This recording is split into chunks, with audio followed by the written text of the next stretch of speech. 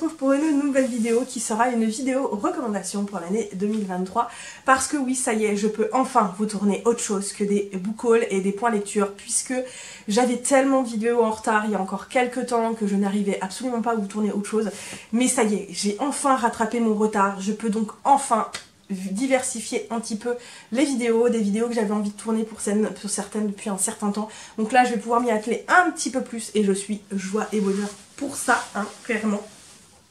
Donc dans cette vidéo recommandation, il y a une bonne grosse dizaine de romans différents, hein, clairement.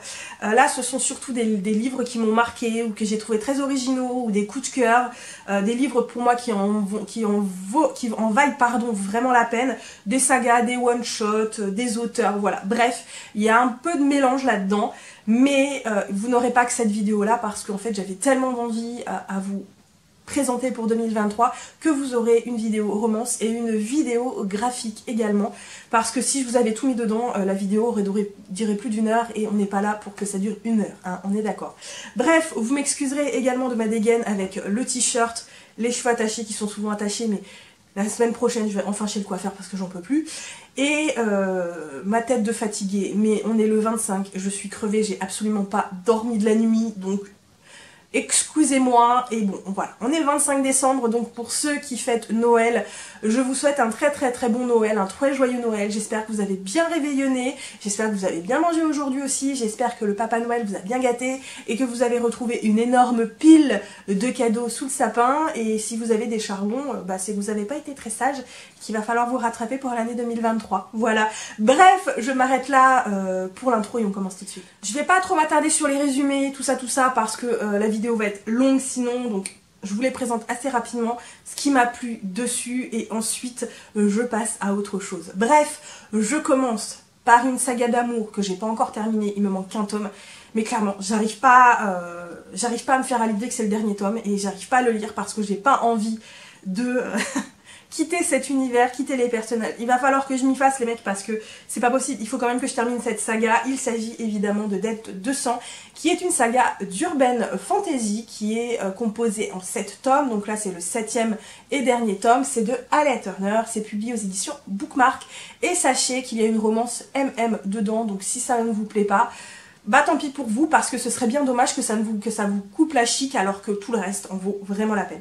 Donc ici on est dans un milieu d'urban fantasy. Alors l'univers est un univers de fou puisque l'autrice va intégrer dans chaque tome des mythologies différentes qui pourtant s'amènent très bien, qui vont très bien avec les tomes précédents.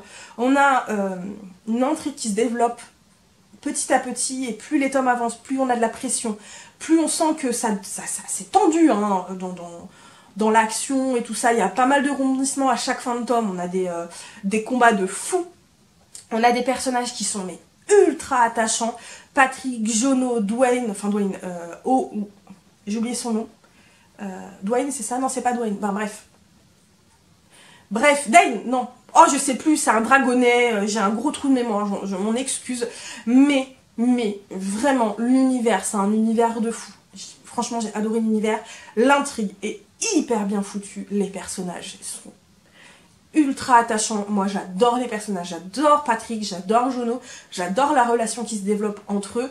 Si ça vous ennuie, que vous avez peur qu'il y ait beaucoup de scènes hautes, ne vous inquiétez pas, il y en a parfois dans un tome ou deux, mais il n'y en a pas tant que ça. Il doit y en avoir en gros maximum une relation hot par tome. Voilà, il y a du hot une fois par tome. Et encore, parce que c'est pas ce qui est important dans ce roman, dans cette saga. Franchement, lisez-le, c'est vraiment une saga qui en vaut vraiment la peine pour moi en tout cas. Je continue par une trilogie que je viens tout juste de terminer, donc je vous présente très à chaud. Il s'agit de Prince Cactif, donc qui est une trilogie, qui est ici publiée aux éditions Milady, c'est de CS Paca. Je sais pas si c'est encore publié aux éditions Milady en format à semi-poche, mais sachez qu'il a été republié chez Brajlon en 2 tomes, donc de très belles éditions. Donc si ça vous tente, n'hésitez pas parce que pour moi la saga en vaut vraiment la peine, même si effectivement il y a des choses qui pour moi m'ont perturbée, donc je ne le conseille pas à tout le monde, aux âmes sensibles par exemple. Je vous conseille pas parce qu'il y a des choses qui se passent qui sont vraiment pas joyeuses, qui sont assez dures, qui sont assez sanglantes, qui sont pas à mettre entre toutes les mains en tout cas. Donc ici on est dans un univers de fantasy assez classique, puisqu'on est dans de la fantasy assez moyenâgeuse, dans deux pays différents qui se font plus ou moins la guerre depuis un certain temps, et évidemment Damanios, qui est le futur roi du pays Achilios, a été trahi par son frère, qui va lui prendre le trône et qui va le donner en tant qu'esclave au pays voisin, et notamment au prince du pays voisin qui se trouve être Laurent. Et comment vous dire que Damanios, pendant la guerre, a tué le frère aîné de Laurent. Donc, je vous laisse imaginer dans quelle situation se trouve Damen. Voilà. Pas dans la meilleure des situations, on est d'accord. Alors, ce roman a été vendu avec une romance de fifou. Donc c'est la romance MM. Si ça vous choque, ne lisez pas non plus. Il a été vendu pour cette romance, hein, notamment. Mais moi, c'est pas la romance qui m'a le plus kiffé. Pour moi, la romance, déjà, démarre sur de mauvaises bases. Et pour moi, est quelque chose qui est une romance assez malsaine. Qui est belle, c'est particulier, qui est belle, mais assez malsaine.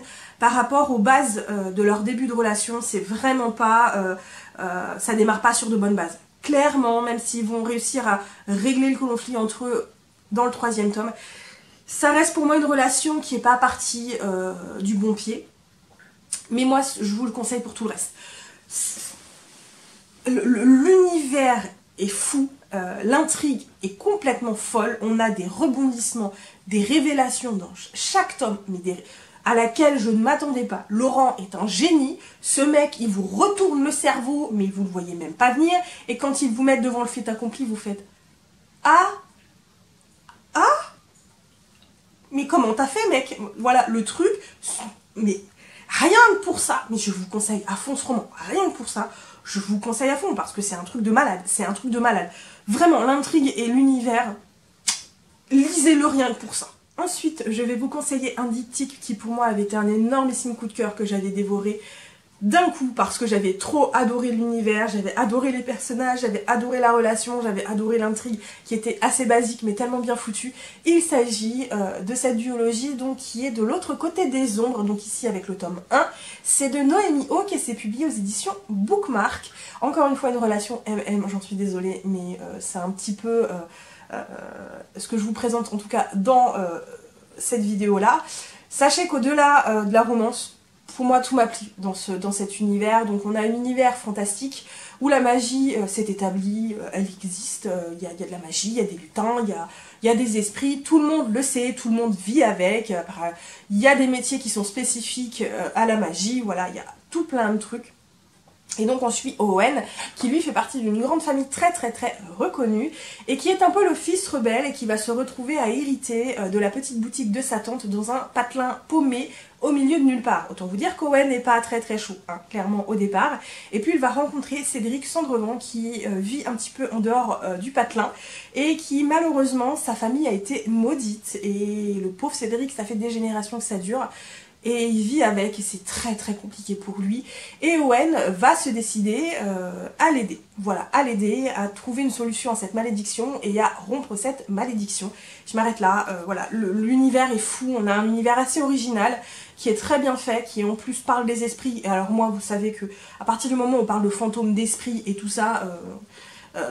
si j'entends parler de ça, mes oreilles se redressent, hein, voilà, ça fait des bonnes oreilles. Donc évidemment, tout me plaît dans ce roman, l'univers est trop bien foutu, l'intrigue est assez basique, hein, on va pas se mentir, elle est simple, mais il n'y a pas besoin de compliquer pour faire une très belle histoire.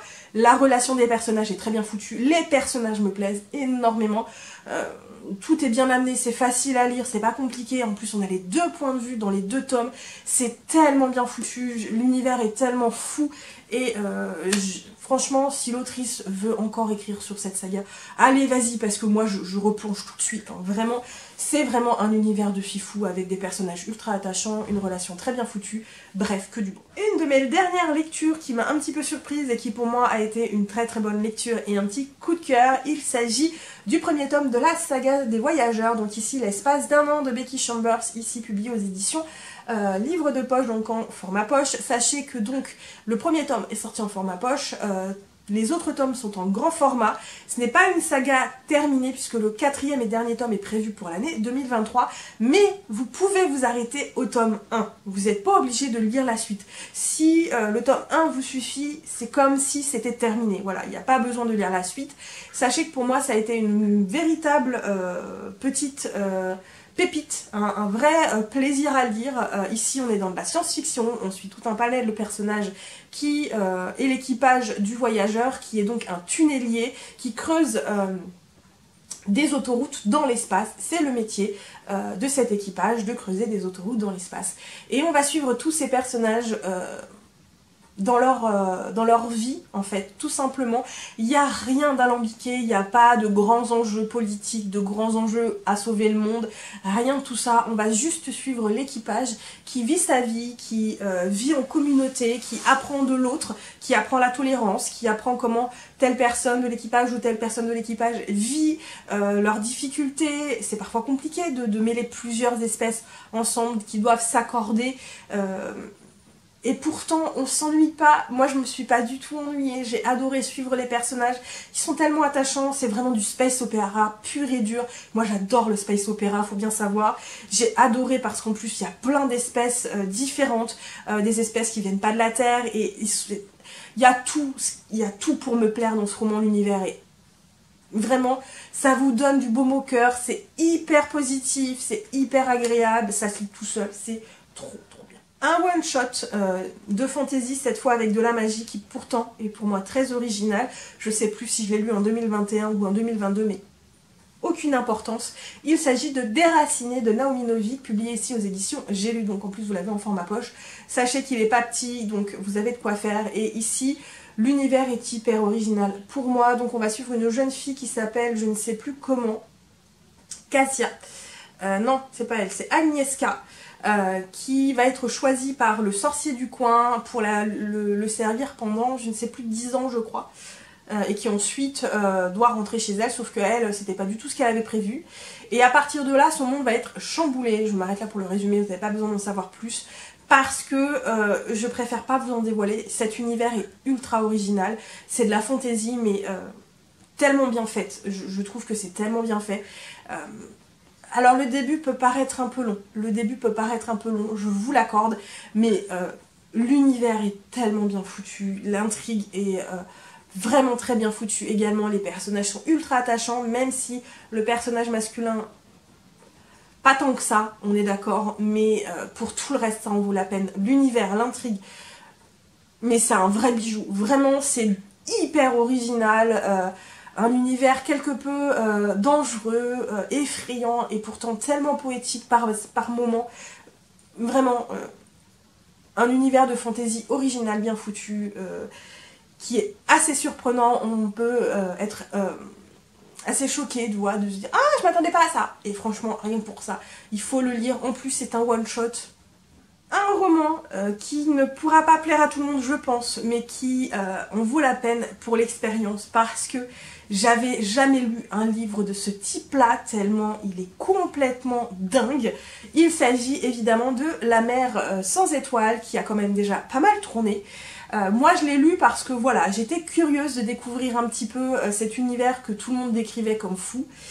Effectivement, c'est un univers de dingue, c'est un univers fantastique, mais je ne vous en dis pas plus parce que, comment vous dire que si vous vous laissez porter par la plume de l'autrice, par l'univers en lui-même, vous ne pourrez être que surpris de ce que l'auteur vous propose, parce que clairement, vous n'êtes pas prêt en fait. Quand vous commencez ce roman, on n'est pas prêt. Moi j'étais pas prête, je m'attendais pas à ça, mais j'avais décidé dès le départ que j'allais me laisser porter, et ça en valait mais tellement la peine. Mais l'univers est fou, l'univers est absolument dingue, c'est j'en reviens pas. On suit plusieurs personnages, donc là on vous parle d'Ezra Rollins évidemment dans la 4e de couverture, mais on ne parle pas que de lui dans le roman, il y a plein de personnages, c'est des histoires dans des histoires, vous êtes dans un petit labyrinthe où vous vous dites mais c'est pas possible, où l'auteur vous nous emmenez, et quand on arrive à la fin et que toutes les pièces s'embriquent les unes dans les autres, vous découvrez que ce puzzle était au final mais tellement évident,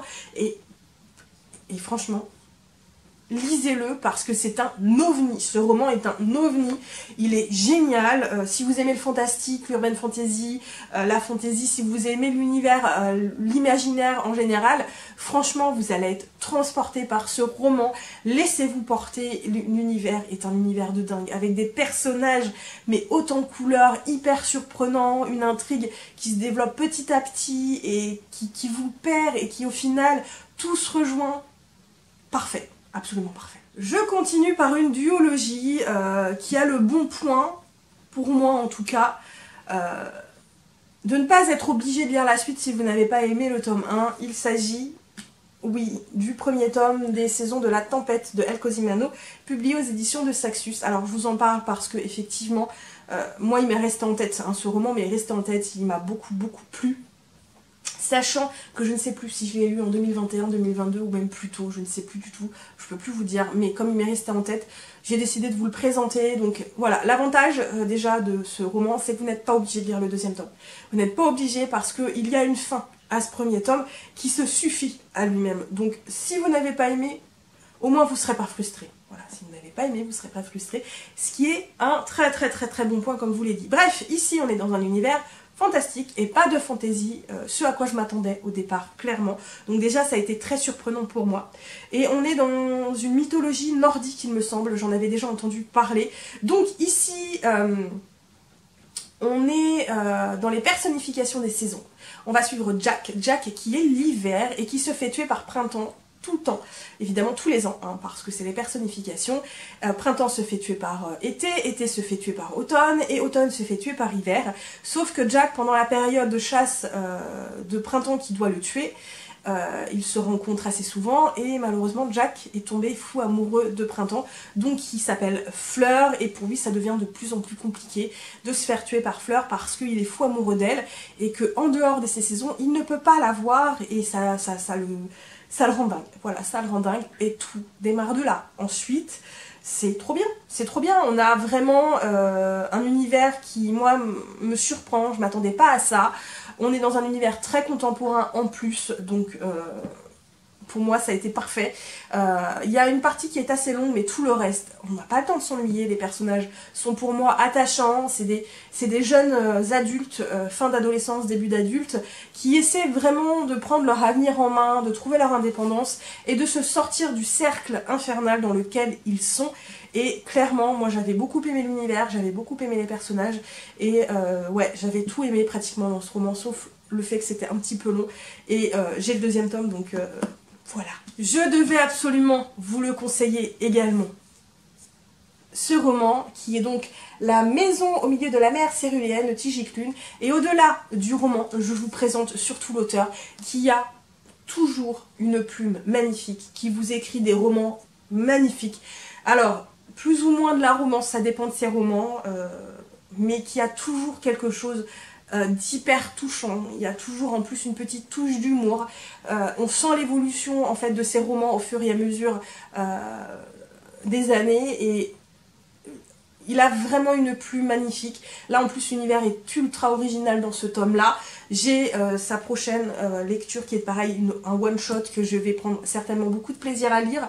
Donc ici on parle d'enfants un peu différents qui sont des créatures et dans un orphelinat qui sont tellement étranges que tout le monde a peur d'eux. Ça parle d'acceptation de soi, ça parle d'acceptation des autres, ça parle de tolérance, ça parle d'amour, ça parle de tellement de choses, et c'était tellement bien. Et déjà rien que l'auteur, je vous le conseille parce que moi je le suis depuis des années, bien avant qu'il soit publié chez De Saxus, bien avant qu'il soit publié chez les éditions Bookmark. Je l'ai connu avec une maison d'édition italienne qui avait publié en français, qui s'appelle la maison d'édition Dream Spinner. Je ne sais même plus si elle existe, mais je l'avais connu de là. Et mon Dieu, moi je le suis depuis des années, et j'ai pas attendu qu'il soit connu par De Saxus pour aimer cet auteur qui, pour moi, fait des univers de fou. Il a vraiment une plume magnifique, il a des univers de fou, des personnages toujours tellement attachants. On ne peut que l'aimer cet auteur, et on ne peut qu'aimer ses romans pour moi. Et je termine très rapidement par le dernier coup de cœur de l'année. Oui, oui, oui, je vous en avais déjà parlé. Il s'agit ici de Vespertine de Margaret Rogerson. Et ouais, Vespertine, j'avais adoré parce que c'est un univers avec des fantômes, des esprits, des revenants et une nonne qui se trouve être très bien toute seule et qui va devoir partir plus ou moins à l'aventure avec un revenant qui la possède plus ou moins, avec qui elle a trouvé un terrain d'entente. Et j'ai adoré parce que le personnage évolue tout le long du roman, le revenant évolue tout le long du roman, il y a des personnages secondaires qui vont venir se greffer à elle et qui pour moi ils sont également très attachants. L'univers est tellement bien foutu, gris, brumeux, pluvieux, il n'y a pas de soleil, vous voyez, c'est un peu ce genre d'ambiance un petit peu grise, pas sombre mais grise, étrange, voilà, propice aux fantômes si vous voyez ce que je veux dire. J'ai adoré et évidemment je vous conseille certes ce roman qui pour moi était un énormissime coup de cœur, mais je vous recommande tous les romans de l'auteur en fait. Pour l'instant elle a écrit 3 romans et je les ai tous les 3 lus et moi j'ai adoré les 3. J'ai adoré les 3 parce que ce sont des univers hyper bien foutus, hyper originaux, on peut s'attacher qu'aux personnages et moi j'aime vraiment ce que l'autrice nous offre à chaque fois d'originalité, de personnages, d'intrigue. Oh, trop beau, mais trop beau, je vous le conseille fortement. Vespertine déjà, Vespertine quoi les gars. Et donc tous les romans de l'autrice, voilà.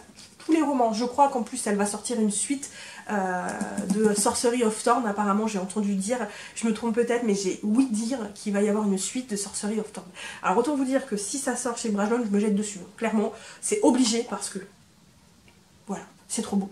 C'était trop bien, j'ai adoré, j'aime trop cette autrice les gars, je l'aime trop, c'est une de mes autrices fétiches. Lisez parce qu'elle propose toujours des univers hyper originaux, hyper bien foutus, des personnages qui sont ultra intéressants, qui sont à chaque fois différents et qui sont tellement intéressants. Voilà, je vous conseille très fortement. Et voilà, j'en ai terminé pour cette vidéo recommandation, j'espère qu'elle vous a plu. Je vais essayer de terminer très très vite parce que là j'ai la batterie qui sonne rouge, donc avant qu'elle ne coupe, hein, clairement. Bref, j'espère que cette vidéo recommandation vous a plu. N'hésitez pas à me dire si vous avez aimé certains des romans, si vous les avez lus, si certains vous donnent vraiment envie. N'hésitez pas à partager cette vidéo autour de vous, n'hésitez pas à vous abonner si l'envie vous en vient. Les commentaires, les pouces bleus, ça fait toujours plaisir. N'hésitez pas notamment à me suivre sur Instagram également si ça vous dit, hein, clairement. Bref, moi comme toujours, je vais vous souhaiter de très très très bonnes lectures. À très bientôt pour une nouvelle vidéo et surtout